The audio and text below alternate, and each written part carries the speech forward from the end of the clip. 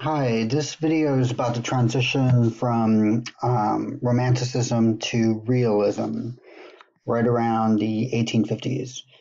And really, it's about the reading you're going to be doing for week two. So, the idea is that um, realism is a response, a reaction against Romanticism. And it's not the age of enlightenment again. But it's a return to the scientific method. It's a return to the idea that we can systematize a study of people.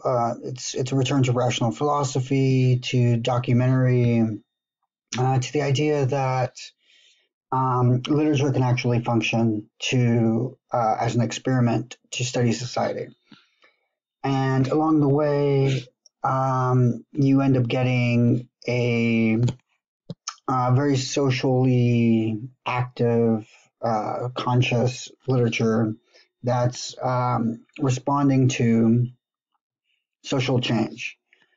Um, okay, so a couple of things I wanted to point out is that, yeah, you get much more realistic things happening. People aren't going to go into the woods and see the devil, typically, in a realist fiction, some guy in an office. Although you can see how Melville's story is leaning already toward the realist moment. It's a critique of Wall Street. It's a critique of the soullessness of the industry that produces money. But yeah, I mean, the explanation for why Bartleby does what he does, and the idea um, that he it's just absurd. It's still very romantic. It's unknowable.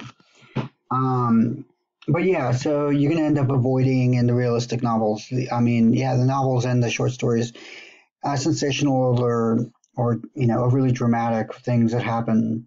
And one thing that I thought was pretty interesting here was objectivity and presentation. So something I didn't really talk about, but at the very end of Young Goodman Brown, the narrator speaks directly to the reader. I forget the question that the narrator asks, but it's something like, "What would you do in this situation?" It's just a very interesting kind of. Uh, yeah, where is this? He says it in that second to last paragraph. Um, had Goodman Brown fallen asleep in the forest and only dreamed a wild dream of a witch meeting? This is a direct question to the reader, be it so, if you will. In any case, so yeah, for this week's reading, you're not going to, for realistic reading, you're not going to really get that happening where the narrator will turn to the reader and make a direct. Although it's not entirely true every time. But anyway, okay, so what we're going to be reading this week is once you get through the Melville, you're going to be reading Chestnut's. It's kind of hard to think when there's a cat here. Chestnut's short story, The Passing of Grandison, which you will need to scroll down quite a ways in this really awesome website that has this book. Where the short stories from, or you could just do a search for Grandison. Yeah, it's way down there. So let's see. Yeah. Oh, come on.